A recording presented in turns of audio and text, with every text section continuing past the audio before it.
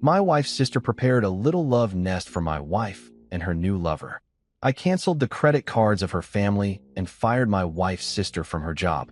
I waited for my wife's family to go bankrupt and end up on the street. When the plane touched down at JFK at 3:15 a.m., the pilot said, "Welcome to New York," like he was proud of himself for landing a plane that basically lands itself. I should have been in Milan shaking hands with investors, sipping overpriced espresso, pretending to enjoy conversation with men who smell like imported leather and betrayal. Instead, I was in a hoodie, jeans, and sneakers, sneaking back home to Long Island like some undercover husband on a secret mission. Why? Because my wife, Claire, had called me 6 hours earlier and said, "Babe, take your time. Don't rush home." Any married man knows that tone. The one that sounds sweet but makes your stomach drop like a roller coaster. It's the "don't rush home, because I've already done something stupid" tone. Now, let me be clear, Claire wasn't the cheating type. At least, that's what I used to believe back when optimism was my drug of choice. But lately, she'd been acting off. Late-night work calls, gym trips where her makeup somehow stayed flawless. The kind of glow that didn't come from yoga mats or kale smoothies. So, when she said those 4 words, "Don't rush home, babe," I decided I'd rush home like the last man on earth trying to catch his own dignity before it hit the ground. I told my driver, Marcos, "We're not going through the main gate tonight." He gave me that confused look through the rearview mirror, the one he usually reserves for when I tell him to play classic rock instead of his telenovela podcasts. "Sir," he said cautiously, "you mean the back entrance?" "Yeah," I muttered, tightening my hoodie. "Let's surprise her." He smirked, a dangerous kind of smirk, like he knew what kind of surprise I was walking into. The drive from JFK to Long Island felt longer than the actual flight. Every red light felt personal. Every passing car looked suspicious. My brain was spinning scenarios like a Netflix scriptwriter. Maybe she was planning a surprise welcome. Maybe she burned something and didn't want me to see. Or maybe, and this one hit hardest, maybe my marriage had turned into one of those bad reality shows where the audience knows the twist before the clueless husband does. When we pulled up to the house, I told Marcos to kill the headlights. The place looked too perfect. The porch lights glowed like stage spotlights. The driveway was clear, and even the garden gnomes seemed to be smirking at me. I slipped off my shoes before stepping inside. The marble floor was cold, colder than the silence that greeted me. I'd expected the faint smell of her lavender candles or the annoying hum of the air purifier she insisted on keeping at spa mode. Instead, the house was spotless, too spotless. The kind of clean you get when you're trying to erase evidence, not dust. I passed the kitchen, not a single dish in the sink. The dining table looked like a magazine spread. Then came the master bedroom. The bed was perfectly made. Pillows aligned like military cadets. Sheets tucked tight enough to bounce a coin off. You ever walk into your own home and feel like you're trespassing? That's what it felt like. My own house suddenly smelled like someone else's alibi. Then I heard it. Faint laughter coming from upstairs. Soft, playful wrong. The kind of laugh that doesn't belong in a house at 3:30 in the morning unless you're either crazy or cheating. I froze, every instinct screaming, "Don't go up there." But curiosity is a strong drug, and I've always had terrible self-control. Step by step, I crept up the staircase, barefoot, quiet as a rumor. The laughter got louder. The voices, 2 of them, were coming from the guest room. The one Claire and I had been planning to turn into a nursery someday, back when we still said someday, like it was a promise, not a punchline. The door was cracked open, lights spilling out like guilt. I took a slow breath, pushed it just enough to see. There she was, Lily, my wife's sister, the kind of woman who walks into a room and makes you check your wallet. She was standing next to a young guy, maybe mid-20s, wearing my Versace shirt. My favorite one, the one I wore on our honeymoon in Santorini. I recognized the pattern instantly. Hard to forget something that cost more than my first car. The guy looked relaxed, too relaxed, like he was house shopping. "This room's perfect for you and Claire," Lily said, her tone bubbly, fake, the kind of enthusiasm you reserve for Instagram captions. She deserves a peaceful space for her new start. My heart didn't stop. It just got quiet. Claire's new start. Without me? I stood there, invisible, watching Lily hand this stranger my life on a silver platter. The guy, let's call him Discount Romeo, smirked, looking around. Yeah, this'll work. This'll work, I whispered under my breath. That's what he said about my house. I built this place from the ground up, literally. Every wall, every design, every mortgage payment, me. And here he was, auditioning to move in like a contestant on The Bachelor, Homewrecker edition. Then Lily laughed again. Claire says she's finally done playing wife to that boring ATM she married. That one cut deeper than I expected. Not because it wasn't true. I had become her personal bank account, but because Lily said it with confidence. The kind of confidence that only comes from hearing it repeated by someone close. I took out my phone, started recording. Not for revenge, not yet, but because part of me needed proof. Proof that I wasn't losing my mind. Proof that the woman I loved, the one I defended through every snide remark from friends and family, was actually planning her new start with a kid wearing my clothes. I wanted to storm in, throw the door open, and make a scene. But something inside me, maybe pride, maybe exhaustion, said no. Don't give them the show. Not yet. The best revenge isn't loud. It's patient, quiet, surgical. I hit stop on the recording and backed away. Step by step, I retraced my path down the stairs. My heart was racing, but my face, calm, ice cold. That's the thing about betrayal. It doesn't kill you instantly. It freezes you first. Outside, the air hit my face like a slap. Marcos was leaning against the car, sipping coffee from a paper cup. He saw me and immediately straightened up. "Bad night, sir?" he asked softly. I just looked at him. The words felt too small for what I'd just witnessed. "Worse for them soon," I finally said. He didn't ask questions. Smart man. He just opened the door, and I got in. The leather seats were warm, comforting in a way nothing else was. I stared out the window as we drove off. The house got smaller in the rearview mirror, but the anger, that stayed. At some point, Marcos turned on the radio, maybe to break the silence. Some late-night jazz number started playing. Smooth, lazy, too calm for the storm brewing in my head. I closed my eyes and exhaled slowly. I wasn't going to cry, and I wasn't going to scream. Those were rookie moves. I was going to plan. See, I built my company from nothing. I knew how to start from the ground up, how to strategize, how to dismantle. And if there's one thing I've learned from business, it's that no one destroys you without your permission. Claire just revoked hers. By the time we reached my office downtown, the sky was starting to lighten. The city looked asleep, unaware that one husband had just declared quiet war on his marriage. Marcos parked, turned, and asked, "Home, sir?" I smiled faintly. "Oh, I am home. I just have to rearrange a few things first." I grabbed my phone, opened the recording, and hit play. Lily's voice echoed through the speakers. That boring aim she married.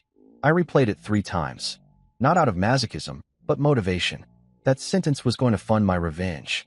"Marcos," I said, stepping out of the car, "get some rest. We've got a long week ahead." He raised an eyebrow. "A week of what, sir?" I zipped up my hoodie, adjusted my collar, and said with a calm that scared even me, "A week of collecting overdue respect."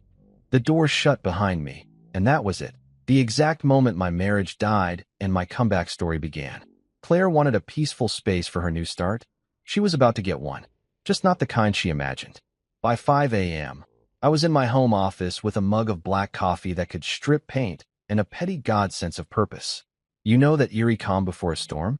That was me, hair messy, hoodie still on, sitting in my ergonomic chair like a villain who just discovered his origin story. I hadn't slept a minute. Not because I couldn't, but because sleep felt like a luxury I couldn't afford when my wife had just turned my house into an Airbnb for betrayal. The office smelled like caffeine, old leather, and revenge. I powered up my desktop, the one I built to monitor all my company's accounts, portfolios, and, most importantly, the network of credit cards I generously distributed like party favors to Claire and her charming family of leeches. 6 platinum cards in total. 1 for Claire, 1 for her parents, 1 for her sister Lily, and 2 for her cousins, whom I swear multiply like a bad virus every Christmas. They loved to call me family. I was starting to think the word meant walking ATM with health insurance. The second my screen lit up, I cracked my knuckles and grinned. It was time. You see, I'm not the type to flip tables or yell. No, I'm the type to freeze your accounts while sipping coffee. I opened the finance portal, logged in, and hovered my mouse over manage cards. I swear, for a split second, I heard a choir in the distance. The Holy Spirit of Spite had logged on. Click. Freeze card number 1, Claire. Click. Freeze card number 2, Lily. Click. Freeze card number 3, Mr. and Mrs. Thompson. Click. Freeze card number 4 and number 5, those freeloading cousins. 5 minutes later, my computer screen looked like a financial apocalypse. Each little frozen icon felt like a personal therapy session. I took a long sip of coffee, leaned back, and whispered to myself, "Behold, the wrath of an accountant with admin access." Then came the emails. Because vengeance without documentation is just pettiness, and I like my pettiness with receipts. I composed one message and sent it to everyone on that little freeloading tree. Subject line, System Maintenance Notice.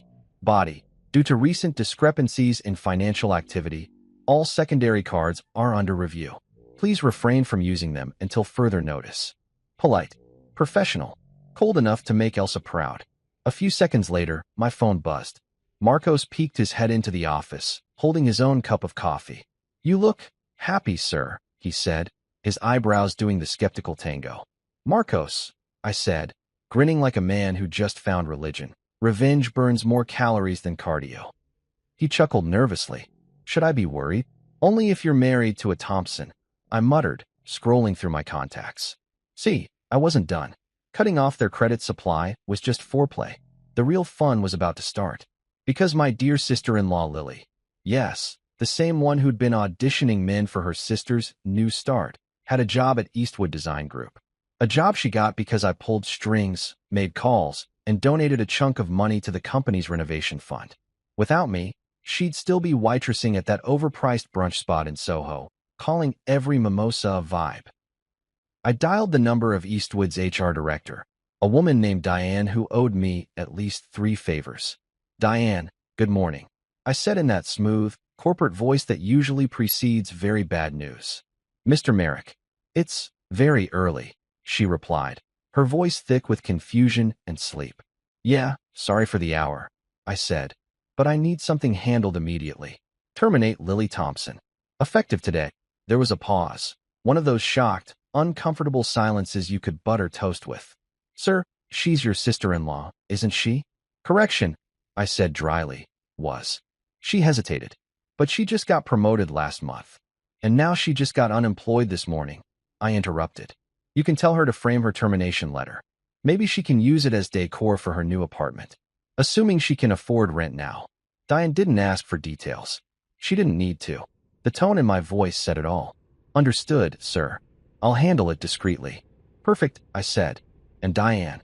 "Yes, sir. Make sure security escorts her out. I'd hate for her to steal office supplies on the way out." The call ended, and I sat back, savoring the silence. You could practically feel the karmic shift in the air. Somewhere across the city, Lily was probably still asleep, dreaming about her promotion and her new start. She'd wake up soon to discover that karma doesn't do sleep-ins. By 6:30 a.m., my phone lit up like a Christmas tree. First came Lily. "Why isn't my card working?" She texted, followed by 3 angry emojis and the classic. I ignored it. Then came Claire. "Honey, something's wrong with the account." Then her dad. "Son, I'm at the dealership. My card's declined. Is the bank down?" Oh, that one made me laugh out loud. The image of that pompous old man standing in a suit, trying to buy another luxury car with my money, only to get rejected by a cashier with a pity smile. It was art. I typed back to all of them, "System update. Try again next century." Then I hit send. I leaned back, watching the sun start to rise through my office window. Golden light spilled across the mahogany desk, glinting off the awards I'd earned, the ones none of them ever respected. Claire used to joke that I loved my work more than her. Maybe she was right. But work had never lied to me, never sneaked another man into my home, never drained me dry under the guise of family. Marcos came back in, holding 2 breakfast sandwiches. "You're not going to eat, sir?" he asked, noticing mine still untouched. "I will," I said absently, "once the screaming starts." And oh, did it start. At exactly 7:05 a.m., my phone began ringing like it was possessed. First, Claire again, voice shrill through the speaker. "What the hell did you do, Lucas?" "Good morning to you too," I said, pretending to yawn. "How's your new start?" "Don't play games," she snapped. My cards don't work. None of them do. Even Dad's. Oh yeah, I interrupted. That's weird. Probably a system update. You know how banks are these days, always making updates. Especially when people misuse accounts for, say, funding boyfriends who wear my clothes. Silence. The kind of silence where you can hear someone's heartbeat trying to escape their chest. Then she whispered, "You saw?" "Oh, I saw," I said, sipping my coffee. "And heard. Lily's got quite the vocabulary. Boring ATM, that one's gonna stick with me. She's creative, I'll give her that." "Lucas, it's not what it looks like," she started, her voice breaking. "Claire," I said, calm as a winter storm. "If it were any less what it looks like, it would still look exactly the same." She started crying, the kind of theatrical sobs that might have worked on me once. "Not this time. I made a mistake," she said. "Yeah," I replied, and I just corrected it. Then I hung up. Marcos, who'd been pretending not to listen, muttered, "Oof, that sounded final." "Oh, it's just the pilot episode," I said. By 8:30, the chaos had spread like wildfire. Claire's mom left me a voicemail saying I'd humiliated the family and destroyed their dignity. I almost sent her a "you're welcome" text. Then Claire's dad called again, threatening to sue me for emotional distress. I told him to go ahead. After all, he could use his new hobby to fill his now very empty schedule. But the best part? The news about Lily's firing dropped right on cue. Diane texted me a picture of Lily in the Eastwood lobby, mid-scream, being escorted out by security. I zoomed in on her face, saved the photo, and set it as my new screensaver. Petty? Absolutely. Therapeutic? You have no idea. At 9 a.m., I sent Eddie, my accountant and oldest friend, a message, "Coffee at 10. Big news. Dress for chaos." He replied instantly, "You're scaring me already." When he showed up, I was still laughing. "What did you do?" he asked, sitting across from me, his eyes scanning my face for clues. "I froze the economy of the Thompson household," I said simply. He blinked. "You mean?" "Every card. Every line of credit. Their cash flow is now more extinct than Blockbuster."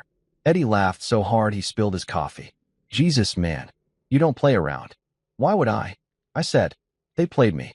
I'm just rewriting the rules." He shook his head. "You're dangerous when you're calm." "Calm?" I said, leaning back. "I'm just getting started. They wanted me to be their ATM? Fine. I'm closing the account." By noon, the Thompson family had gone from champagne brunchers to coupon clippers. The ripple effect was beautiful. Their credit reputation tanked so fast that by the end of the day, they couldn't even renew their gym memberships. Claire tried calling again that evening, but I let it ring.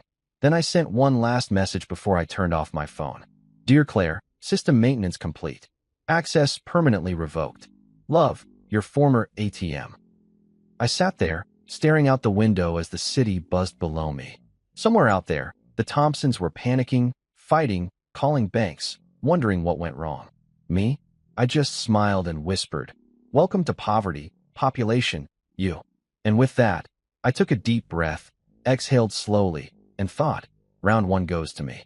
When I walked back into the house that evening, I had the kind of calm that scares people.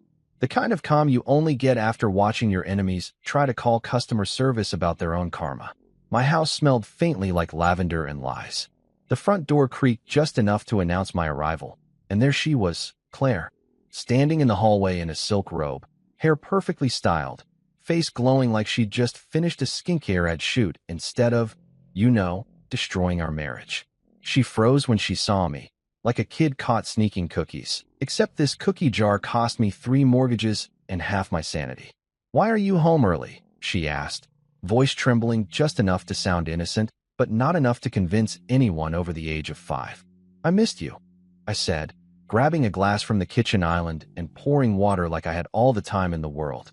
Because I did. I wasn't in a rush. She was. People in panic always are. She smiled weakly, clearly improvising. "I thought you were in Milan." "Yeah," I said, taking a sip, so did my assistant. "But flights change. Priorities shift." I gave her a smile so polite it could have been weaponized. Her eyes darted around, probably scanning for clues to how much I knew. I could practically see the gears turning in her head. Did he hear? Did he see? Did Lily tell him something? The silence stretched, and she started filling it with nervous chatter. About dinner plans, her yoga class, the grocery delivery, all the trivial noise people make when they're hiding something nuclear. Finally, I cut her off. "Claire," I said softly, setting the glass down. "How's the interior design project upstairs going?" Her body went still, completely still. Her lips parted, but no sound came out. She blinked twice, and if blinking were a sport, she'd have qualified for the Olympics right there. What project?" she stammered. "Oh, you know," I said, feigning casual interest. "The one where Lily plays tour guide to your new boyfriend. The guy wearing my shirt. The one she said was perfect for your new start. Ring a bell." If guilt had a color, it'd be whatever shade her face turned right then. Some mix between ghost white and oh shit gray. She tried to recover fast. "Lucas, it's not what you think." I smiled. "You're right. It's worse." She took a shaky step closer, clutching the robe tighter like it was going to protect her from the truth. "Please, let me explain." "I'd love that," I said, leaning against the counter. "But here's the thing. I recorded it. So, unless you're about to give me the director's commentary version, I already know how this episode ends." That one hit. Her shoulders sagged. She looked smaller, somehow. The fight drained out of her posture, replaced by desperation. Then came the tears, right on schedule. I watched them fall, slow and shiny. They used to move me once. Back when I believed she only cried when something truly hurt her. Now, they just look like a strategy meeting. "Lucas, I made a mistake," she said, voice cracking like a bad radio signal. "It's been hard, okay? You're always working. You're distant." I felt lonely.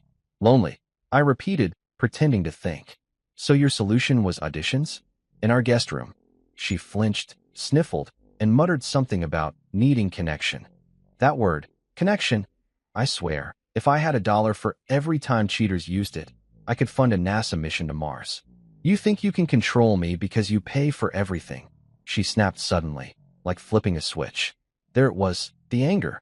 The stage of grief where the guilty stop crying and start projecting. I laughed. "Control you? Sweetheart, I couldn't even control the thermostat in this house without your mother's approval. You've been running the show for years. I just paid for the props." Her jaw tightened. "You don't get it. You use money to make people feel small." "Oh no," I said, stepping closer. "I use money to build empires. You and your family use it to buy attention." She folded her arms, chin high. "You think you can just cut me off? I'll survive. I'm not some damsel." I grinned. "No, you're not.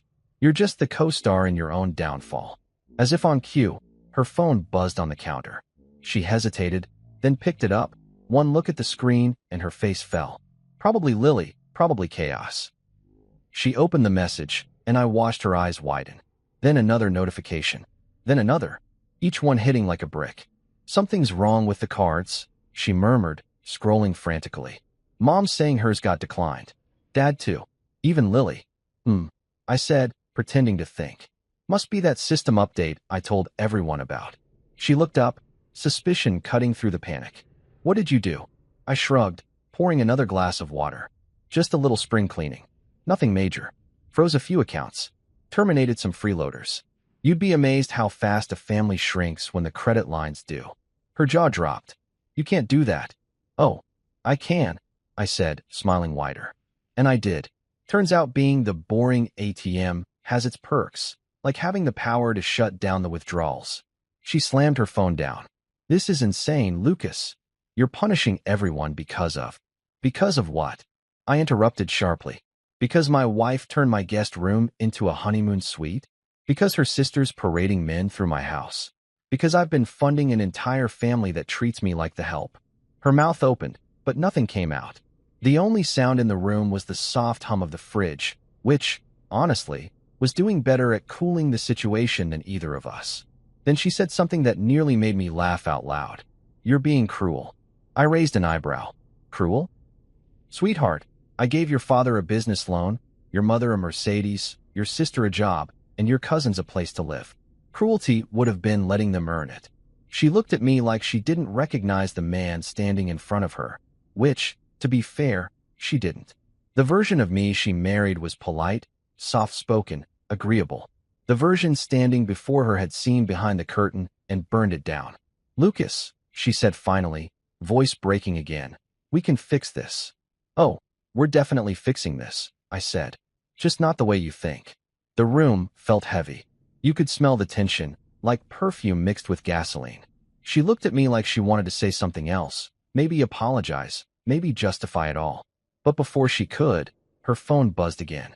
She grabbed it, another message from Lily. This time, she read it out loud without thinking. He fired me. Lucas fired me. I'm ruined.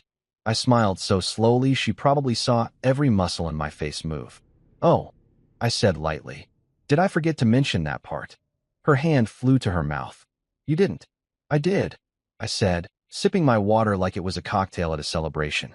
Called Diane at Eastwood myself. Told her to process Lily's termination first thing this morning. I believe the term is effective immediately. She stared at me, horrified. You're destroying lives. No, I corrected, leaning forward just enough for my voice to drop to a dangerous calm. I'm reclaiming mine.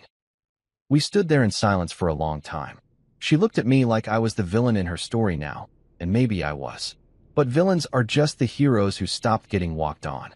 Finally, she whispered, You'll regret this. I chuckled. Oh, I regret a lot of things. Marrying into your family tops the list. Everything after that's just a refund. She stormed off, slamming the bedroom door so hard a picture frame fell off the wall. I didn't even flinch. I just picked it up, straightened it, and muttered, That's about the level of stability this marriage had anyway. Marcos poked his head in from the foyer, clearly having heard the drama. Everything all right, sir? Depends on your definition of all right, I said. The queen's upset, the cards are dead, and the peasants are revolting. So yeah, we're making progress. He snorted, trying not to laugh. You want me to pick up dinner? Yeah, I said. Something classy. Chinese takeout. It's divorce fuel. When he left, I sat on the edge of the couch, staring at the staircase. Upstairs, I could hear drawers opening and closing, muffled phone calls, the sound of panic. It should have felt vindicating. Instead, it felt empty. That's the thing about betrayal. It changes your taste for revenge. You expect fireworks, but all you get is quiet satisfaction with a hint of sadness. Still, I wasn't done. This was just round 2 in what I like to call the Great Thompson Financial Purge. Before heading to bed, I grabbed my phone and checked the recording one last time. Lily's voice echoed again. She deserves a peaceful space for her new start. I smiled faintly. Oh, she's gonna get it, I whispered, right after the eviction notice. Then I turned off the lights, went upstairs, and past our bedroom door. Claire was crying softly inside, probably realizing that silk robes don't cover everything. I paused for a second, almost out of habit, then kept walking to the guest room, the crime scene. I opened the door. The air still smelled faintly of her perfume. My damn shirt, was on the chair. I picked it up, stared at it, then tossed it in the trash. Congratulations, I muttered to no one in particular. You just dressed your future in garbage. I left the room, shut the door behind me, and went to sleep on the couch. Not because I was exiled, but because that bed upstairs, it wasn't ours anymore. It was just another receipt in the bankruptcy of our marriage. Tomorrow, I told myself, the real cleanup begins. And this time, no one's getting away with new starts. There's a certain kind of satisfaction that only comes once in a man's life. The moment he sees karma clock in for work wearing his face. For me, that moment came on a Friday morning, bright and beautiful, the kind of day when normal people take their dogs for walks or grab bagels with extra cream cheese. I, however, had an entirely different agenda. I was on my way to Eastwood Design Group, where my dear sister-in-law Lily was about to learn the most important interior design principle of all: never decorate your career with someone else's money. The drive there felt ceremonial. Marcos had jazz on the radio, and I was sipping coffee like a man heading to church to witness a baptism. Except this baptism involved unemployment paperwork and a security escort.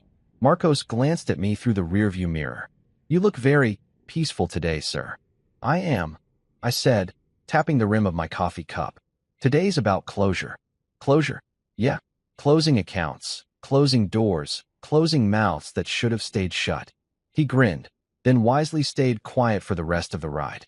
When we pulled up to Eastwood, the building gleamed under the morning sun like a cathedral of glass and false ambition.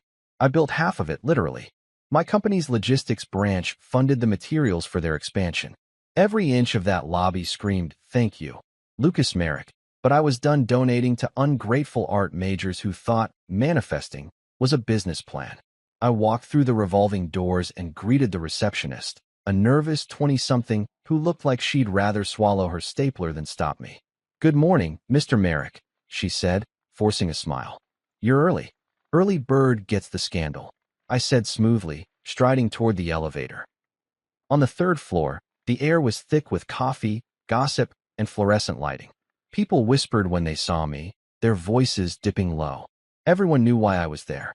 You don't call HR at dawn unless someone's career is about to take a nosedive. Diane, the HR director, met me at the door to her office. She looked both nervous and excited, like a firefighter about to witness the blaze she didn't start. "She's here," she whispered. "We called her in for a mandatory staff meeting." "Perfect," I said, straightening my blazer. "Let's make this quick. I've got other souls to reclaim today." We stepped into the main workspace. Lily was standing by the coffee machine, phone in hand, wearing sunglasses indoors and a fur coat that screamed influencer discount rack. She spotted me and froze mid-scroll. "Lucas," she said, her tone high-pitched and fake sweet. "What are you doing here?" I smiled. "Came to do some interior redesign. Thought I'd start with personnel." Her eyes narrowed. "What's that supposed to mean?" Before I could answer, Diane stepped forward and handed her a folder. "Lily Thompson, this is your termination letter. Effective immediately." The words hung in the air like confetti at a funeral. Every intern, assistant, and designer in the room went dead silent. Lily blinked, then laughed. "This is a joke, right? You can't fire me. I'm family." "Correction," I said, hands in pockets, "was family. HR's already processed it.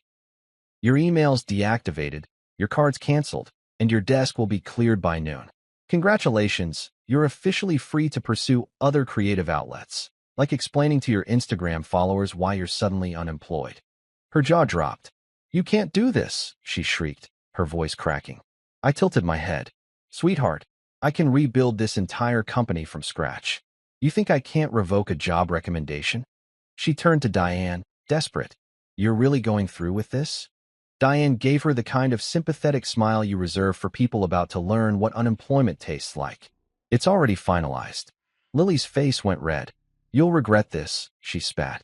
"You have no idea who you're messing with." I grinned. "That's funny. I was just about to say the same thing to you 3 days ago, right before I froze your credit card." That got a few gasps from nearby employees. Lily's rage cracked open into panic. You did that." "Sure did. Family budget cuts. You were expensive and underperforming. Happens all the time."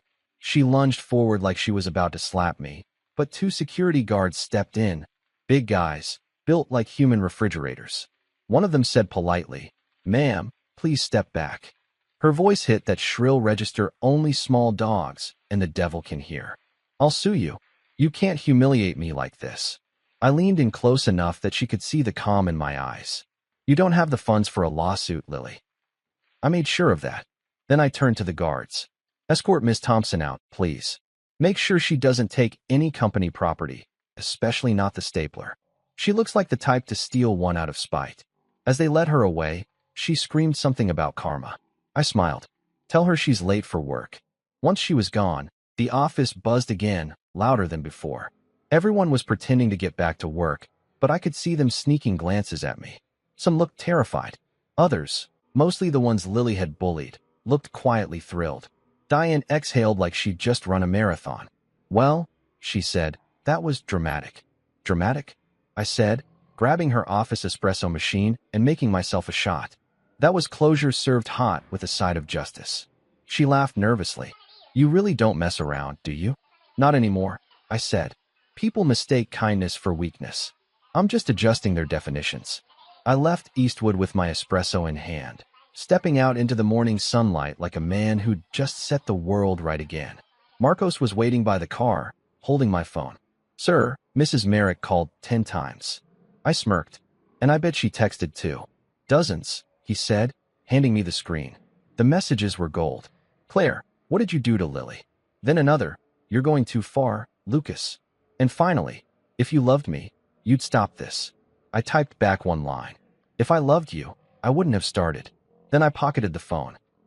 We drove back toward the city, and I asked Marcos to take the long route. I wanted to enjoy this. The breeze through the open window, the sound of distant horns, the city waking up. It felt like my life rebooting. At a stoplight, Marcos hesitated. Sir, can I ask something? Shoot, don't you ever feel bad about all this? I thought about it for a moment, then shook my head. No, Marcos. Feeling bad is for people who did something wrong. I'm just balancing the books. When we got back to my office, Eddie was already there waiting, sipping from a paper cup like he owned the place. You're trending, he said, waving his phone. Excuse me. He turned the screen toward me. Some employee at Eastwood had filmed Lily's meltdown and posted it online. The caption read, "When your brother-in-law is your boss and your karma collector." It had over 50,000 views already.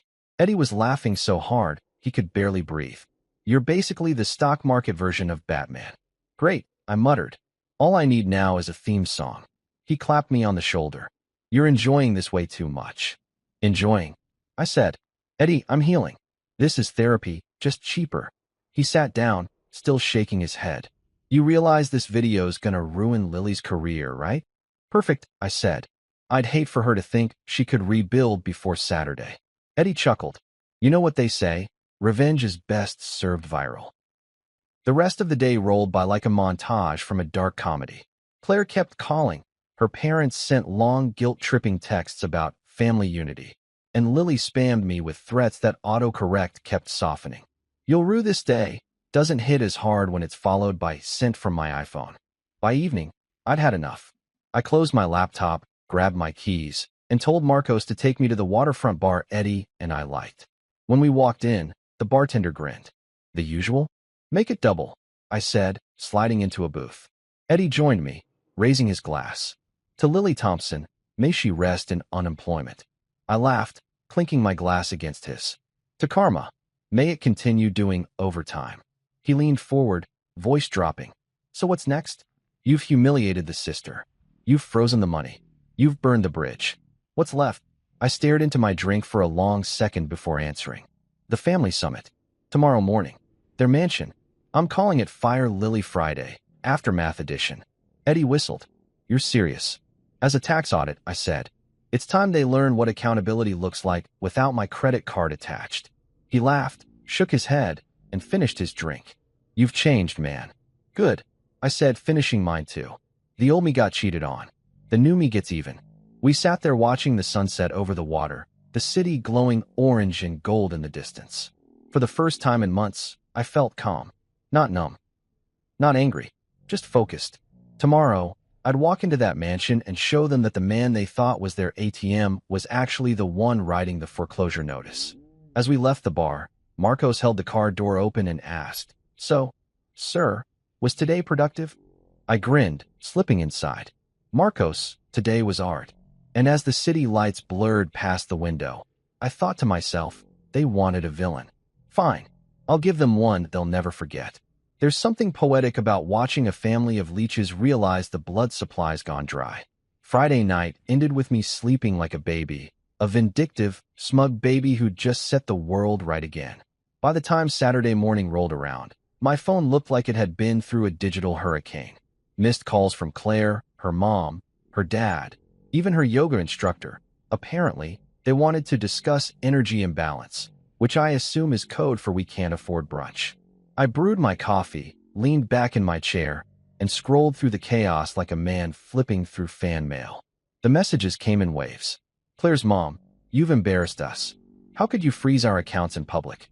Her dad, you'll regret this, son. Family means loyalty. Lily, you destroyed my career. You'll pay for this. And Claire, Claire, please stop. We can fix this. I can fix this.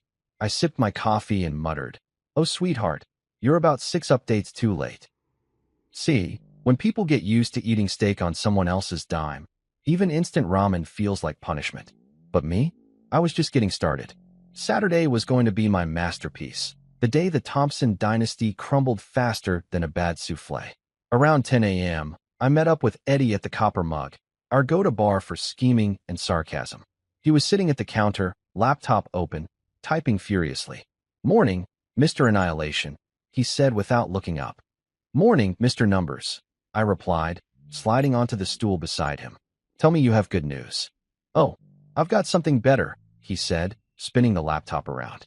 Remember your father-in-law's construction company? East Shore Developments. I nodded. The one he brags about like it built the pyramids? Yeah, that one, Eddie said, grinning. They've got a cash hole the size of the Grand Canyon. About 15 million missing in liquid assets. Guess who funded half of their last 3 projects? I blinked. You're kidding. Nope, he said, pointing to the numbers on the screen. Wire transfers from your joint account with Claire.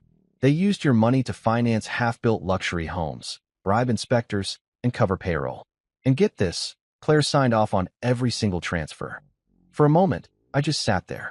The air went quiet, like even the bar stopped to eavesdrop. Then I laughed, loud, hard, nearly choking on my coffee. They were using my money to build their empire and cheat me with marble floors? That's not just betrayal. That's architecture-level arrogance. Eddie smirked. You really know how to pick families. Hey, I said, wiping tears of laughter from my eyes. I'm married into one. I didn't adopt the species. He chuckled. So what's the next move? I leaned in. We're going nuclear. I want every investor, every supplier, every contractor they've ever scammed to know exactly how deep this rabbit hole goes. If they thought losing credit cards was bad, wait until they can't afford electricity. Eddie grinned. Man, you're like if Wall Street had feelings. Wrong, I said, finishing my drink. I'm like if karma had a spreadsheet. By noon, Eddie and I were knee-deep in Operation Family Meltdown. He handled the financials. I handled the flair. Step 1. Expose the construction company's dirty laundry. Step 2.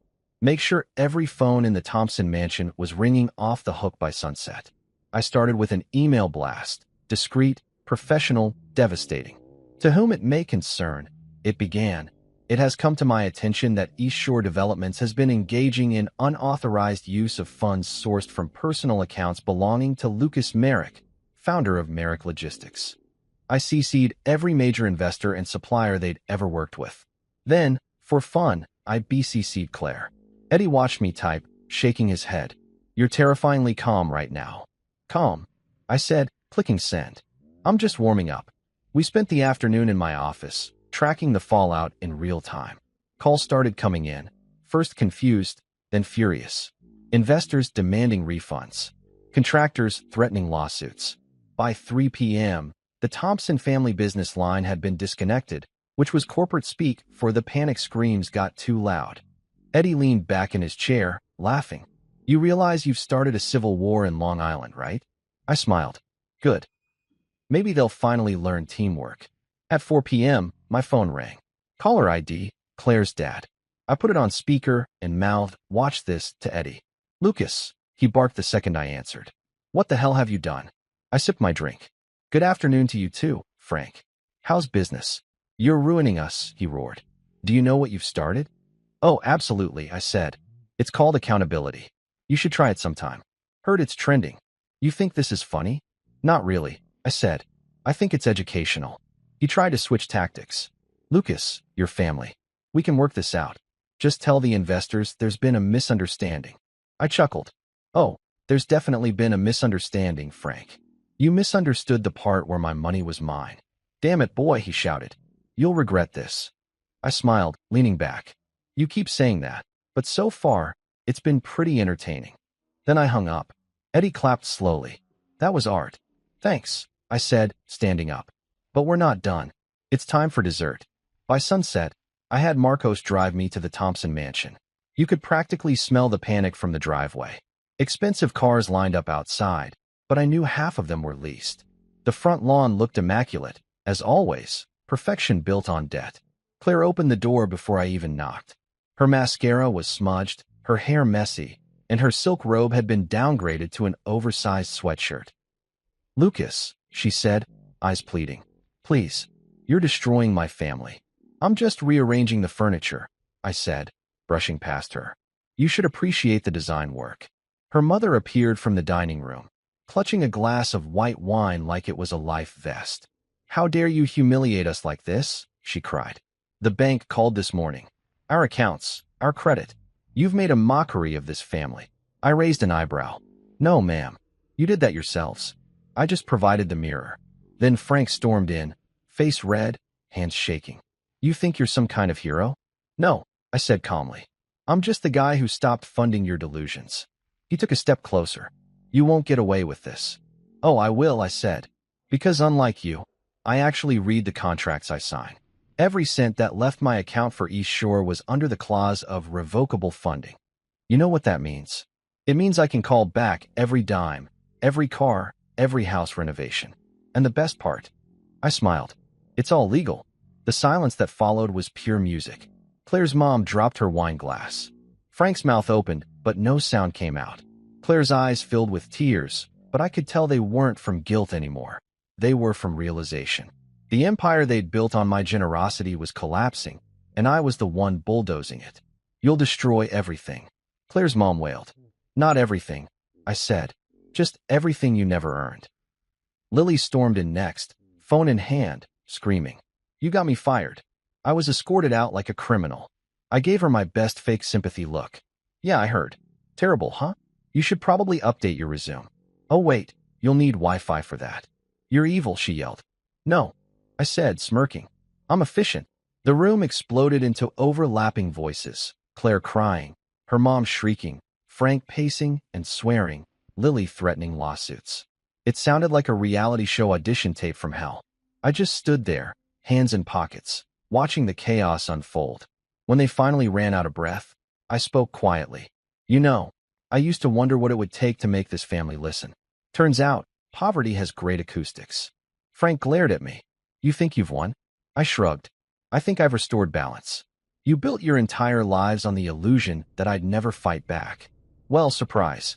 Claire took a step forward, her voice shaking. Lucas, please. I know we hurt you, but you're crossing a line. No, Claire, I said softly. You crossed it. I'm just repainting it in bold red so you can see it next time. Her tears fell, but I didn't flinch. She wasn't crying for me. She was crying for the lifestyle. For the parties, the vacations, the designer bags. For the fact that her boring ATM finally closed shop. When I turned to leave, Lily shouted after me. You'll pay for this, Lucas. I paused at the door, looked over my shoulder, and smiled. Actually, you won't. Your cards are still frozen. Then I walked out to the sound of chaos. Voices shouting, glass breaking, phones buzzing with bank alerts. It was the soundtrack of justice, and I had front row seats. Marcos was waiting in the car, eyebrows raised. That bad, he asked. I slid into the seat, sighing with satisfaction. Worse, I said. They're arguing over who gets to call the lawyer first. He chuckled. You're enjoying this too much. Enjoying, I said, looking out the window as the mansion grew smaller in the distance. Marcos, I'm just getting started. The city lights flickered ahead, and I smiled. Operation Family Meltdown wasn't just successful, it was biblical. And tomorrow? Tomorrow was cleanup day. By Saturday afternoon, I decided there was only one thing left to do before wrapping up my week-long revenge tour: stage an official family meeting. The Thompsons needed a front-row seat to their own extinction, and I was feeling generous enough to offer complimentary admission. Besides, nothing says poetic justice like watching a room full of self-proclaimed elites melt down while pretending to have dignity. The venue? Their mansion, of course. The same overpriced temple of hypocrisy I helped pay for, filled with imported marble, chandeliers shaped like insecurity, and furniture that screamed, look, we're important. I told Marcos to drive me there around 4, just late enough to make them stew in anxiety. I wanted them nervous. I wanted them hungry for explanations I wasn't going to give. As we pulled into the circular driveway, I saw all their cars parked neatly. Or, in the case of Lily's BMW, crookedly, because of course it was. I stepped out in my best charcoal suit, no tie, sleeves rolled slightly, a look that said corporate executioner. Marcos stayed in the car, shaking his head. You sure about this, boss? Marcos, I said, buttoning my jacket. I've been sure since the day I found a stranger wearing my shirt. The front door opened before I could knock. Claire's mother stood there, eyes puffy from crying, mascara smeared like a raccoon who'd lost a lawsuit. Lucas, she said, voice quivering. Please, let's not do this. Oh, we're doing this, I said, walking past her. Consider this the shareholder meeting you never wanted. The family was gathered in the living room. Claire, her parents, Lily, and even the freeloading cousins, all sitting there like a broke royal family. Claire's father, Frank, stood up as soon as he saw me. His voice carried that same tone he used when he'd once bragged about mentoring me in business, a tone that aged about as well as unrefrigerated milk. "Lucas," he started, puffing his chest. "We need to talk. This vendetta of yours." "Vendetta?" I interrupted, sitting down in one of their ridiculous gold-trimmed chairs. "No, Frank. A vendetta would imply emotion. This is just math. You took what wasn't yours, and I adjusted the balance sheet." Claire sat on the edge of the couch, wringing her hands. She looked exhausted, like someone who'd spent the last 48 hours realizing there's no cashback policy for bad decisions. "Lucas, please," she said softly. "We can fix this. Just tell the investors there's been a mistake." I raised an eyebrow. "There was a mistake, Claire. You married me thinking I wouldn't find out." Lily scoffed, flipping her hair. "God, you're so dramatic. All of this over some money? You're pathetic." I smiled. "Funny, coming from someone whose entire career was built on my recommendations. How's unemployment treating you, Lily? Heard LinkedIn's got a new, recently fired filter." Her face turned crimson. "You?" Frank cut her off with a hand gesture. "Enough. Lucas, you can't destroy this family. Think about your reputation. What will people say when they find out you ruined your in-laws?" "Oh, they'll probably say, 'Finally,'" I said casually. "You think reputation matters to me now? I spent years funding your fantasies, your cars, your vacation homes, all while you treated me like a walking receipt. I'm not the villain here. I'm just the accountant closing the books." Claire's mother sniffled dramatically, as if crying could resurrect her Amex. "You're cruel," she whispered. "You've humiliated us." I leaned back. "No, ma'am. You humiliated yourselves when you forgot who was paying the bills." Then I pulled out my phone, tapped the screen, and projected the latest bank alert onto their giant smart TV, because why not use their overpriced tech for entertainment? The display showed all their accounts, every card still frozen, every transaction declined. I could practically hear their egos deflating in real time. "Lucas, stop," Claire said, standing up. "You're making a scene." "Making a scene?" I laughed. "Claire, your family made a whole Broadway production out of using me. I'm just hosting the final act." Her father's face turned beet red. "You ungrateful punk. I gave you access to my business network." "Oh yeah," I said. "That's the same network that laundered my money through shell projects, right? Don't worry, I already sent copies of those transactions to your investors. You should be getting some fun phone calls soon." His jaw dropped. "You wouldn't dare." I smirked. "Frank, at this point, I dare professionally." Claire's mom looked ready to faint. One of the cousins, I think it was the one who'd once tried to start a luxury candle business with my money, muttered, "This is insane." "Insane," I said, standing up. "Insane is convincing yourself you're entitled to someone else's success. Insane is building your empire with my signature on the checks. What I'm doing is perfectly sane. Necessary, even." Claire stepped closer. "Lucas, I know I hurt you." I laughed bitterly. "You don't even know the half of it. I built you a life, Claire. And you built an escape plan. I trusted you with everything, my money, my house, my future. And you turned around and tried to replace me with some guy who can't afford his own wardrobe." Her lip trembled. "I didn't mean for it to go that far." "Then what did you mean, exactly?"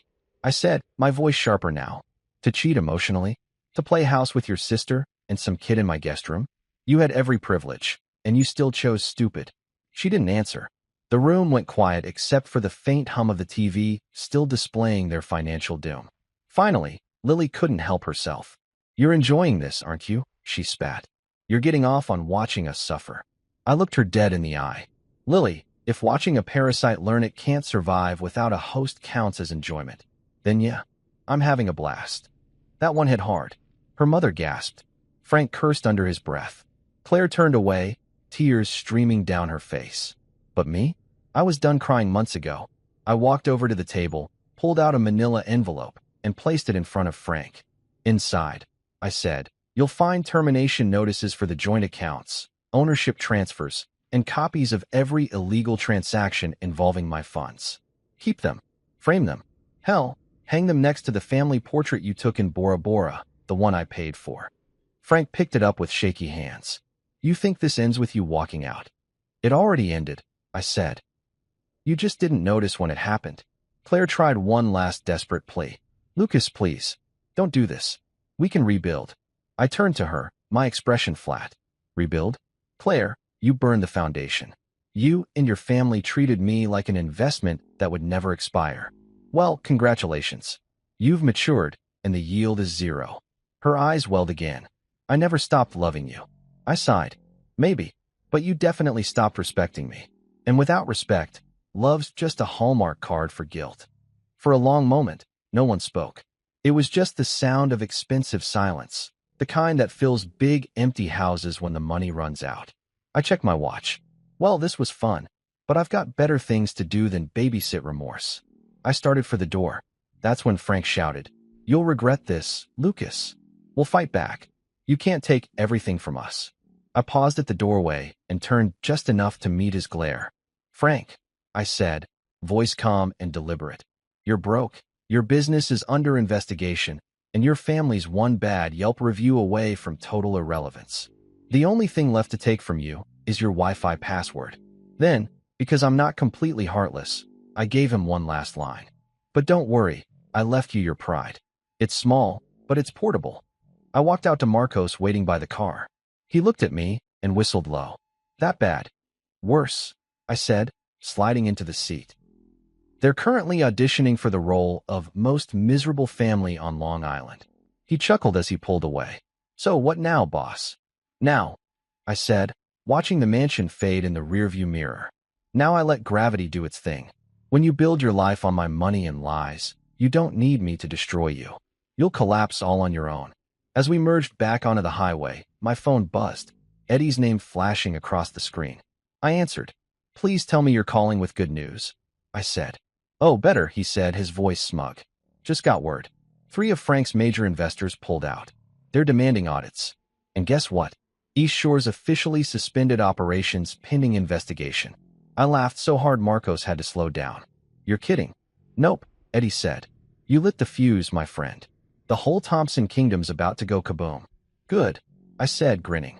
"It's about time they learned what bankruptcy smells like." We hung up, and I leaned back, watching the skyline approach. For the first time in a long time, I felt free, like I'd been carrying their weight for years and finally dropped it. The Thompsons could scream, cry, or threaten all they wanted. The show was over. "Marcos," I said quietly. "Yes, sir?" "Remind me to send flowers to their house next week." He frowned. "Flowers? After all that?" "Yeah," I said, smirking. "A nice note, too. Something classy. In memory of your fortune." He laughed so hard he nearly missed the exit. And me? I just stared out the window, the city lights reflecting in the glass, and thought to myself, they wanted war. They got a corporate apocalypse. And the best part? I didn't even break a sweat. By Monday morning, I was convinced karma had officially clocked in under my payroll. The sun was out, the air was crisp, and for the first time in months, I didn't wake up to the smell of anxiety. I woke up to victory, black coffee, jazz music, and the sweet sound of Eddie's text. "We found something. Meet me at the office." I grabbed my jacket, adjusted my cuffs, and smiled at my reflection. My eyes looked sharper, lighter, dangerous in the right kind of way, like a man who'd been wronged and came back with spreadsheets instead of bullets. Claire used to say I looked too corporate. Funny, corporate is exactly how I destroyed her family. Marcos was already waiting outside with the car, sipping coffee. "Morning, boss. You look happy." "I am happy," I said, sliding in. "Today's Discovery Day?" He raised an eyebrow. "Discovery Day? Like pirates?" "Exactly," I said. "Except instead of buried treasure, we're unearthing stupid." He laughed and pulled out of the driveway. When I got to my office, Eddie was pacing in front of the window, grinning like he'd just found gold in the stock market. He had that look, the kind accountants get when they've just uncovered financial blasphemy. "Took you long enough," he said, tossing me a folder. "Remember how we thought your in-laws were just using your money to fund construction projects?" "Yeah," I said, flipping it open. "Turns out they were doing worse." He grinned wider. "So much worse. Inside were bank statements, transaction logs, emails, the whole buffet of betrayal." Eddie pointed to one line after another. "You see these? Transfers from Claire's father's company. Money funneled into private accounts under different names. Here's the twist, the recipient of those funds." He paused dramatically. Claire's little boyfriend, Dylan Ross. For a moment, I just stared at the name. Dylan Ross, the same human version of a midlife crisis I'd caught upstairs in my guest room. I looked at Eddie. You're telling me they were laundering my money to pay for her boyfriend's lifestyle? Eddie nodded, visibly enjoying this. Yep. Trips, hotel stays, designer clothes, a down payment on a condo in Brooklyn. It's all here. Every single purchase was made with your funds. I blinked. I built their love nest. I'm basically their interior designer. Eddie burst out laughing. You really can't make this stuff up. I leaned back in my chair, exhaling through a laugh. Unbelievable. I paid for the guy who wore my shirt. The same kid who looked at my house and said, "This'll work. I should send him an invoice." Eddie shook his head, still chuckling. Want to know the best part? Sure, I said, almost afraid to ask. The condo's under your name, he said, trying not to grin. Claire used your authorization to finalize the down payment. Technically, it's your property. I stared at him. So let me get this straight. They used my money to buy my mistress's boyfriend a condo, and they accidentally put it under my name. Exactly. For a second, I didn't know whether to scream, laugh, or nominate myself for the Guinness World Record in marital stupidity. Then I laughed so hard my stomach hurt. Oh, Eddie, this is the dumbest heist in history. They robbed me and handed me the deed. Eddie grinned. You're welcome. I stood up, stretching my shoulders. All right then, let's clean house. Literally, meaning, I'm selling the condo, I said, pulling out my phone. And I don't mean quietly. I'm listing it under market value, all cash. I want that thing gone faster than their credibility. Eddie's grin turned wicked. Poetic. Exactly, I said, typing fast. If they thought they could build a future off me, let them watch it get sold on Zillow. He laughed again. You're scary when you're calm. I'm not calm, I said. I'm caffeinated and vengeful. There's a difference. Within an hour, I had a realtor friend on the line, a shark in heels named Vanessa, who owed me a favor. Lucas, I can move property faster than a divorce lawyer, she said confidently. Perfect, I replied. I've got a condo in Brooklyn. Price to sell. And if anyone asks, don't mention my name. You got it. Send the listing details. Already did, I said. And Vanessa? Yes. Make sure it goes to someone wholesome. I want karma to live there. By the time I hung up, the condo was listed, the paperwork processed, and the vultures were circling.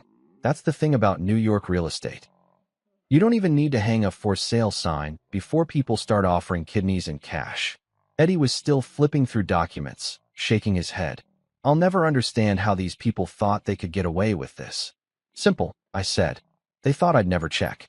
They thought loyal husband meant lazy accountant. They mistook love for blindness. He closed the folder and looked at me. And now, I said, leaning back, I'm the guy selling their dreams to retirees. He laughed, but I wasn't done. Oh, and send copies of those transactions to the IRS. Let them handle the rest. I've done enough charity work. His eyes widened. You're reporting them? Eddie, I said, smiling. It's not revenge if the government does half the work for you. He howled with laughter. Jesus, Lucas, you're diabolical. Please, I said. Jesus forgives. I itemize. By that evening, Vanessa called back. You're not going to believe this, she said. The condo sold. Full cash offer from an elderly couple from Vermont. They said it reminded them of their honeymoon spot. I chuckled. Perfect. A place built on lies, now filled with love. That's poetic irony right there. She laughed. Want me to wire the payment to your primary account? No, I said. Transfer it to my new one. The one they don't know exists. When I hung up, Eddie raised an eyebrow. You really just flipped their love nest in a day. Eddie, I said, standing up, I told you. I don't do slow revenge. That night, I poured myself a drink and sat on my balcony, watching the Manhattan skyline glow. Below me, the city buzzed with life, cab horns, chatter, laughter. And somewhere across town, I imagined Claire and her family staring at each other, wondering how everything unraveled so fast. I checked my phone. A text from Claire blinked on the screen. We need to talk. I typed back, sure. Bring your lawyer. And a calculator. Seconds later, 3 dots appeared, then disappeared. Classic. I smiled, finished my drink, and leaned back in my chair. The air was cold, sharp, and honest, everything my marriage wasn't. For years, I believed that success would protect me from betrayal. That providing everything meant I was safe from losing it. Turns out, the only thing I needed to feel powerful was the word no. No more saving people who drown on purpose. No more financing ungrateful dreams. No more pretending loyalty exists where greed lives rent-free. Around midnight, my phone buzzed again. This time it was Eddie. "You up?" "Yeah," I said. "What now?" "You're gonna love this," he said, laughing. "Your father-in-law just called me. He's begging for a meeting." Apparently, word's gotten out. Their investors pulled out. The bank froze their lines. And guess who's under audit for fraud? I smirked. "Let me guess. East Shore Developments." Bingo. I took a deep breath and let the satisfaction settle. "Perfect," I said quietly. "Let them drown in their own paperwork." "You're cold, man," Eddie said, still laughing. "Not cold," I replied. "Just done being their heater."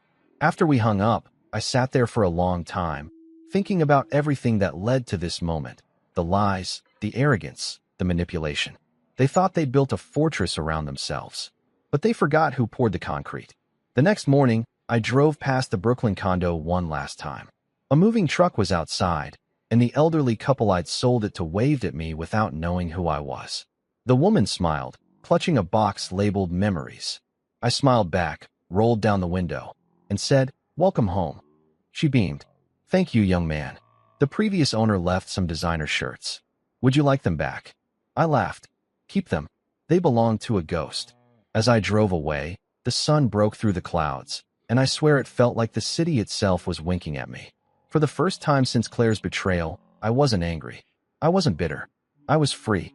You know that feeling when a storm finally ends, and the air smells like rain and second chances?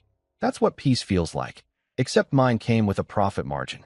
Back at my office, I texted Eddie, "Condo sold. Thompson's broke. Justice delivered." He replied, "Damn, man. You're unstoppable. What now?" I stared out my window at the skyline and typed back, "Now? I rest. Let karma handle the rest." I slipped my phone into my pocket and smiled to myself. They'd built a kingdom out of my generosity, and now they were watching it crumble with their bare hands. And the best part? I never had to raise my voice. Just my standards. It was Discovery Day, all right. And the discovery wasn't just about where my money went. It was about where my peace had been hiding all along. You ever have one of those moments where you realize life just handed you the microphone, and everyone who doubted you is about to get an earful they can't interrupt? That was me that Thursday morning. I didn't plan to go public. I didn't schedule some dramatic TV interview or hire a PR team in black suits. No, I did something much better. I let the paperwork talk. Eddie called it the press conference that wasn't. And to this day, I can't think of a better title. It started at 9:47 a.m. when Eddie burst into my office holding his laptop like it was on fire. "They're done," he said, panting like he'd sprinted up 20 flights of stairs. I raised an eyebrow. "Define done." He spun the screen around. "Done as in, the documents we leaked last night have gone viral. Their financial skeletons are out there dancing on the internet." I blinked. "Viral? Viral," he repeated. "As in, trending on 3 different business blogs and 2 gossip sites. Hashtag Thompsongate is number 6 on Twitter right now." That's when I leaned back in my chair and did what any rational man would do after watching his ex-in-law's empire implode. I laughed until I couldn't breathe. Eddie was grinning, half proud, half terrified. "You realize you've basically canceled a whole family?" I wiped a tear from my eye. No, Eddie. I didn't cancel them. I just refunded my investment." See, the documents weren't technically leaked. They were strategically uploaded, an elegant blend of truth and timing. Eddie had discovered years' worth of tax inconsistencies, ghost contracts, and shady shell companies under the Thompson umbrella. I didn't need to write an exposé or stand at a podium. I just forwarded everything to the right inboxes, journalists, auditors, and that one blogger who made a career out of calling out fake millionaires. By mid-morning, East Shore Developments had gone from Long Island's family-run success story to financial dumpster fire. The headlines were savage. From riches to red flags. The family that built houses on sand. My favorite was from a business site that simply read, "The Thompsons, a masterclass in how to ruin a legacy in 48 hours. Eddie leaned against my desk, scrolling. "You've got to see this one." They found a photo of Frank at a groundbreaking ceremony and captioned it. Turns out, he was digging his own grave. I snorted. Poetic journalism at its finest. He nodded. They're getting hammered in the comments. Someone even started a GoFundMe called Help the Thompsons Pay Their Taxes. Beautiful, I said. Tragic, but beautiful. And it was, in a Shakespearean, corporate kind of way. You couldn't script it better. A week ago, they were sipping champagne, bragging about expansion plans. Now they were hiding from reporters, their phones blowing up with investor rage. But I didn't want chaos. I wanted closure. So, I decided to make one phone call, not to Claire, not to her parents. To the one person I'd left out of the loop, the board chair of East Shore Developments, an older gentleman named Richard Phelps who'd always been civil to me, even when his colleagues weren't. He answered on the second ring, voice weary. Lucas. Richard, I said warmly. Rough week. He sighed heavily. You could say that. My inbox looks like a murder scene. I imagine it does, I said. But you should know, I didn't do this to destroy you. I did it to disinfect the company. I figured, he said quietly. Frank was always playing fast and loose with other people's money. I told him that would bite him someday. And now he's the buffet, I said. Richard chuckled despite himself. So what's your endgame here, son? You've already won. Endgame, I said, glancing out the window at the skyline. No endgame. Just cleanup. I want what's mine, nothing more. The rest? Let the courts handle it. There was a pause. Then he said, You know, there's a part of me that respects what you did. It was ruthless, but surgical. Appreciate it, I said. I've had practice. Marriage teaches precision. He laughed softly. Well, if it's any consolation, Frank's been suspended pending investigation. The board's already drafting the paperwork. I grinned. Music to my ears. When I hung up, Eddie was watching me with that look. The one that said, You're enjoying this too much. Don't judge me, I said, smiling. After years of passive-aggressive brunches with these people, this feels like therapy. Expensive therapy, he muttered, holding up a printout of their frozen accounts. Worth every penny. Around noon, my phone rang again, an unfamiliar number. Against my better judgment, I answered. Lucas, a voice rasped. It was Frank. I almost laughed. Frank, to what do I owe this honor? Shouldn't you be in a meeting with your crisis manager? He ignored the jab. Please, can we talk? Man to man. Man to man. I said, chuckling. Frank, the last time we talked man to man, you were bragging about your summer home I paid for. Look, he said, desperation leaking into his tone. Things got out of hand. Mistakes were made. But this is killing us. Killing you? I asked, leaning back. Frank, I'm not killing anyone. I just stopped being your donor. You made us look like fools. No, Frank, I said calmly. You made me look like a fool. I just changed the camera angle. There was a long pause. Then, softly, what do you want? Nothing, I said. Nothing at all. Because for once, I have everything I need. Peace and proof. Lucas, goodbye, Frank. I hung up before he could finish. Eddie shook his head. Cold. Efficient, I corrected. Besides, he needed that silence more than my words. By late afternoon, the story had officially hit mainstream news. One of the anchors even quoted a line from my leaked email. No one destroys you without your permission. They called it the quote of the week. Eddie nudged me. Look at you, philosopher of revenge. I smirked. Hey, if Aristotle had Wi-Fi, he'd do the same thing. Then came the texts. Former colleagues, investors, even acquaintances I hadn't heard from in years, all congratulating me. Finally, someone took down those pompous frauds. Legend move, Lucas. Drinks on me next time you're downtown. The validation felt nice, but honestly, it was secondary. The real satisfaction was knowing I'd turned their silence. The years of dismissive looks, the backhanded comments, the family dinners where I was the boring husband, into a public echo chamber of accountability. At one point, my assistant knocked on the door. Mr. Merrick, there are reporters outside asking for a statement. I laughed. Tell them this is my official statement. I let the math speak. Short and savage, Eddie said. You're becoming a quote machine. Add that one to my Wikipedia page, I said dryly. Still, curiosity got the better of me. Around 5, I stepped outside the building. Sure enough, there were half a dozen cameras, microphones pointed my way. Mr. Merrick. One of them called. Is it true your former in-laws laundered your money through shell companies? Yes, I said simply. Do you regret leaking the documents? Another asked. Not at all. Transparency's underrated. Do you have a message for the Thompsons? I paused, letting the question hang.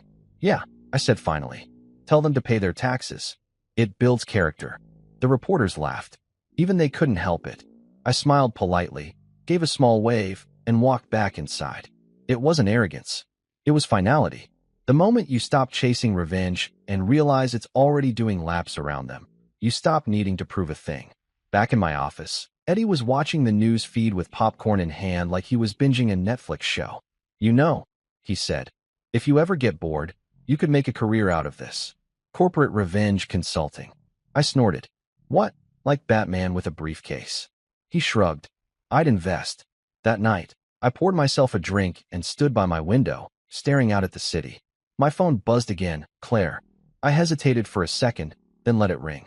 She'd called 7 times since the story broke. Probably to cry, maybe to bargain, definitely to blame. But I didn't answer. Instead, I texted her 2 words. We're even.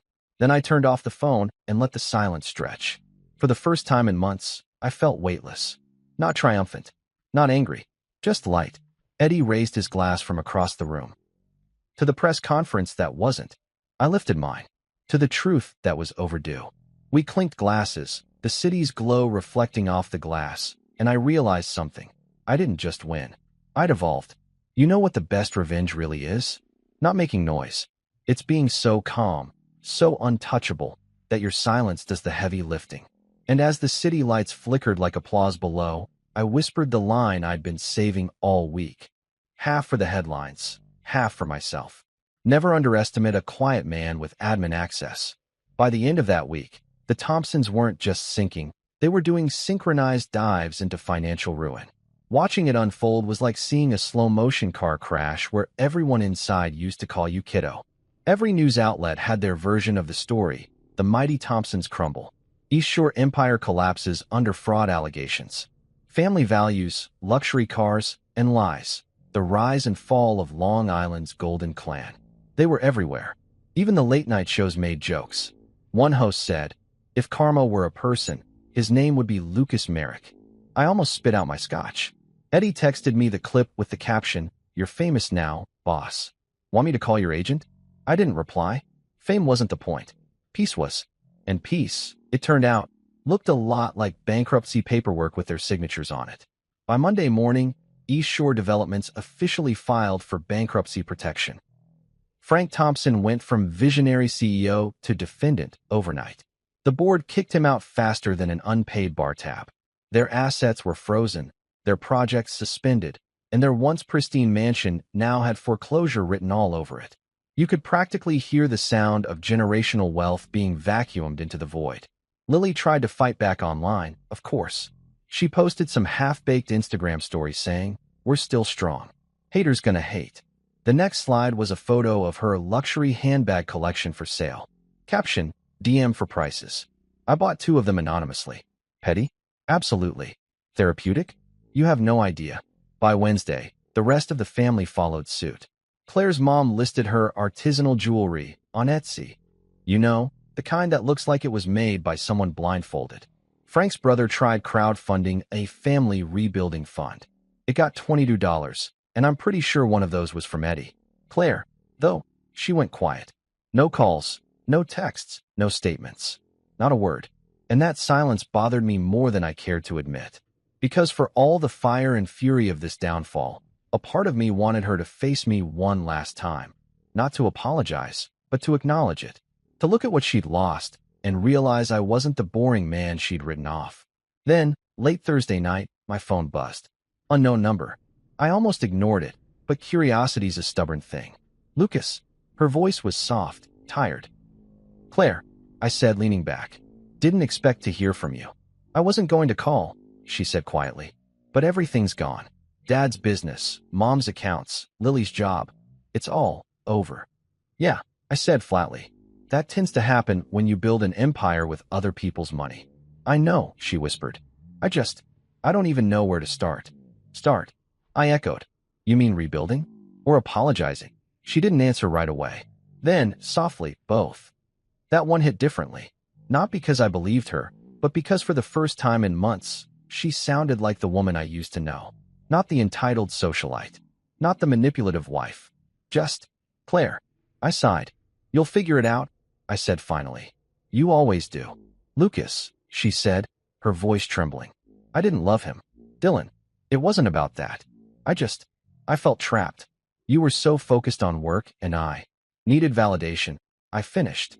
Yeah, heard that one before. You could have gotten a therapist. Cheaper than a condo. She sniffled. I'm sorry. I let the silence hang. She wanted absolution. I wanted peace. There's a difference. Claire, I said finally. You're not sorry for what you did. You're sorry you got caught. There's a distinction. I know, she said softly. But I really did love you. I laughed, not out of cruelty, but disbelief. Claire, you love the life. The dinners, the trips, the spotlight. You didn't love me. You loved what being with me said about you. That's not true, she whispered. Then tell me one thing. I said, if none of this happened, if you'd gotten away with it, would you still be here? Silence. That was my answer. Take care of yourself, I said, and hung up. Eddie found me an hour later in my office, staring out the window with a drink. She called, huh? I nodded. Yeah. He exhaled. You all right? Better than them, I said with a half smile. Worse than free. He sat across from me, placing a folder on the desk. Speaking of better than them, you might want to see this. Their house. Officially foreclosed. Banks repossessing next week. They're moving into a 2-bedroom apartment above a dry cleaner in Hempstead. I blinked. Wait, the mansion? Gone. He nodded. Poof. The American dream, now with fabric softener fumes. I laughed so hard I nearly spilled my drink. Oh, karma. You punctual bastard. Eddie grinned. You gonna go see it? What? The dry cleaner. I said, nah, I'll just drive by the mansion. Make sure the ghosts are comfortable. And I did. 2 days later, I drove past it, slow, deliberate, like revisiting an old battlefield. The gates were open, movers hauling furniture onto trucks, the once pristine garden now unkempt. I spotted Claire's dad arguing with a bank representative, his voice breaking with desperation. Lily sat on the curb, sunglasses on, scrolling her phone like maybe she could Google how to recover dignity. I parked down the street, engine off, just watching. It was surreal. This was the same house where I'd been treated like an outsider, the lucky husband who should be grateful to be allowed at their table. And now, that table was being carried away by movers making $15 an hour. Claire came out last, holding a box of framed photos. She looked around, at the garden, the driveway, the empty echo of what used to be her life. And for a second, she looked right at me.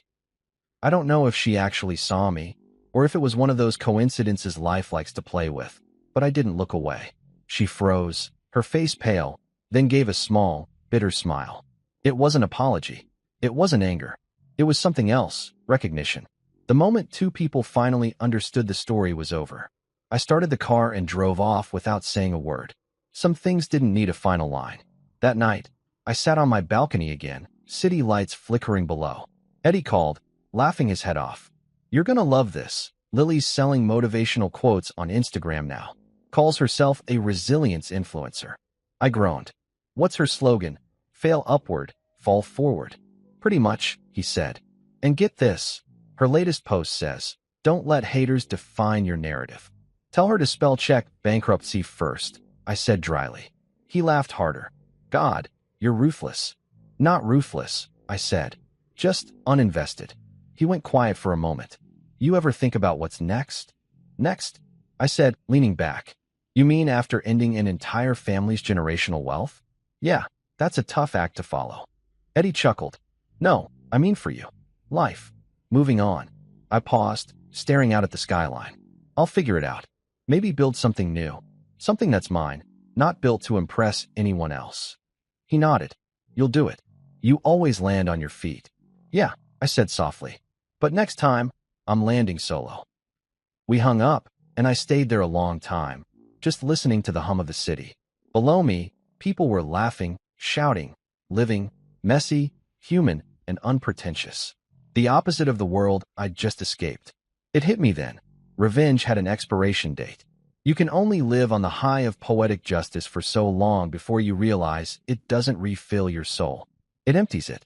The Thompsons had fallen, sure, but now there was nothing left for me to just silence, and the faint memory of a man who once mistook kindness for weakness. I finished my drink, turned off the lights, and whispered into the dark, "We're even." And for the first time, I meant it. 1 year later, peace looked different. It didn't look like champagne toasts or front-page headlines. It looked like me, barefoot in my Manhattan penthouse at 6 in the morning, coffee in one hand, city lights spilling through floor-to-ceiling windows. I wasn't chasing anything anymore. Not deals, not validation, not the illusion of family. I'd learned that quiet wasn't emptiness. It was earned silence. I scrolled through my phone as the coffee machine hummed. The first notification that caught my eye made me smirk. Breaking, Thompson family files for bankruptcy. The same headline that had been looping for the last 48 hours. A smaller update underneath read, East Shore Development's assets auctioned to pay creditors. Guess the empire went retail, I muttered. Eddie texted 30 seconds later, because of course he did. They're officially out. The house, the cars, everything. You did it, boss. I sent back. Karma's got good timing. He replied with a gif of fireworks. Typical Eddie. I tossed my phone on the counter and walked over to the balcony. The city stretched beneath me, a maze of ambition and regret. I'd spent years climbing these towers, building a business from nothing, proving my worth to people who saw me as their ticket instead of their equal. And now, for the first time, I wasn't performing for anyone. I just existed. It was strange, though, how revenge had its own hangover. You win, you laugh, you sleep better, but deep down, there's this hollow spot where the fight used to live. It's not regret. It's just quiet. Too quiet at first. Like a radio you forgot you turned off. The elevator chimed behind me, and Eddie's voice followed. You really should lock your door. You're a walking Forbes headline waiting to happen. Relax, I said without turning around. The only people who could rob me are broke. He laughed, setting a pastry box on the counter. Touché. Got breakfast. And before you ask, no, I didn't bake it. I bought it, like a civilized adult. I turned, taking one of the croissants. You buying breakfast? That's suspicious. I'm celebrating, he said, plopping down on my couch. We closed the Vegas deal. The one you forgot existed. I sat opposite him. That's good news. Means I can afford to buy another penthouse to not live in. He grinned. You joke, but I know you. You'll be bored in a week. I shrugged. Maybe, but boredom beats betrayal. He raised his coffee in a mock toast. To that. For a while, we ate in comfortable silence. Eddie flipped through his tablet, reading out loud. Claire Thompson, now working as a marketing assistant at a small firm in Queens. Lily, trying to relaunch her influencer career with motivational quotes and a line of scented candles called Reignite. I almost choked on my croissant. Reignite? Oh, that's rich. Oh, it gets better, he said. Frank's teaching part-time business seminars at a community college. The irony is so thick you could butter toast with it. I leaned back, laughing quietly. Karma didn't just catch them, Eddie. It published the syllabus. He grinned. And you? What's next, almighty Avenger? I looked around my apartment. The minimalist furniture, the books stacked neatly on glass shelves, the faint jazz from the speaker. Maybe nothing, I said honestly. Maybe for once, I just live. No plans, no power plays. Just life. He raised an eyebrow. You? The guy who schedules his vacations in Excel? Even machines need updates, I said. He laughed. Fair. But seriously, man, you did what most people only dream about. You won. Publicly. Completely. Doesn't it feel good? It does, I admitted. But not the way I expected. I thought victory would feel loud. Champagne corks, applause, all that Hollywood nonsense. Instead, it feels quiet. Like exhaling after holding your breath for years. He nodded, thoughtful for once. Guess that's what real closure sounds like. Yeah, I said softly. It's not fireworks. It's silence that doesn't hurt anymore. Eddie left after an hour, muttering something about paperwork. I spent the rest of the morning sorting through old files. I opened a folder labeled Claire, Legal, thick with copies of bank statements, emails, photos, and signed agreements. Proof of everything. I stared at it for a while, then fed it through the shredder. Page after page disappeared into clean white ribbons. Every sound, that slow, mechanical hum, felt like release. By the time I was done, I felt lighter. My lawyer had kept digital backups, of course, but the paper, the physical weight of that chapter, was gone. Around noon, my phone buzzed again. A number I hadn't seen in months. Claire. I almost ignored it, but curiosity has a cruel sense of humor. I answered. Hello. Lucas, she said, voice small, like she was calling from the edge of the world. I didn't think you'd pick up. Neither did I. There was a long pause. I heard about the company. Dad's not taking it well. I'm sure bankruptcy does wonders for the ego. I know you don't owe us anything, she said quietly, but I just wanted to say thank you. That won through me. Thank me? For what? For ending it, she said. For forcing us to see what we'd become. You were right about everything. We built our whole lives on your back. I don't even know who I am without the noise. I didn't respond. There wasn't a good answer. Then she added, almost whispering, I hope you're happy, Lucas. You deserve to be. Yeah, I said finally. I think I'm getting there. She laughed softly, not bitter, just sad. You always did get there eventually. Before I could reply, she said, Goodbye, Lucas, and hung up. For a minute, I just stood there, phone in hand, staring at nothing. There was no anger left, no satisfaction, just a quiet understanding. It was over. For real this time. That evening, I poured myself a glass of Macallan and went to the balcony again. The city glowed below, taxis, skyscrapers, a sea of lives moving forward. For years, I'd thought power meant control. Now I knew better. Power was letting go and still standing tall. I took a sip, checked my phone, and saw another message from Eddie. Dinner tonight? You're buying. Sure, I typed back. But I'm picking the place. Somewhere peaceful. He replied, You? Peaceful? Miracles happen. I laughed. He wasn't wrong. Before I left, I opened my journal, something I hadn't touched since the divorce. I wrote one line. Victory isn't loud. It's the silence that stays after the storm leaves. Then I closed it. Dinner was at a quiet spot downtown. Dim lights, no paparazzi, no business chatter. Just good food and the kind of calm that money can't buy. Eddie toasted to new chapters. I toasted to fewer idiots. Afterward, I walked home instead of taking a car. The air was cool, the city humming in the background. Somewhere along the way, a street musician played a slow jazz tune on the saxophone, and for some reason, it felt like the soundtrack to my life. Soulful, imperfect, beautifully unfinished. When I got back to my building, the doorman handed me a small envelope. This came for you, Mr. Merrick. No return address. I opened it upstairs. Inside was a photo, the old Thompson mansion, now half demolished, weeds growing through the driveway. On the back, someone had written 3 words in neat cursive. You were right. No signature, but I knew that handwriting. Claire. I set it on the counter, smiled faintly, and poured another drink. The world has a funny way of closing its own loops. Before bed, I stepped out onto the balcony one last time. The skyline shimmered, alive, endless. Somewhere out there, people were building, breaking, betraying, forgiving. The cycle never ends, but mine had. I lifted my glass to the night and whispered, Here's to starting over. No audience. No applause. Just the city listening. And for once, I didn't need to be heard. Because the quiet wasn't lonely anymore. It was victory.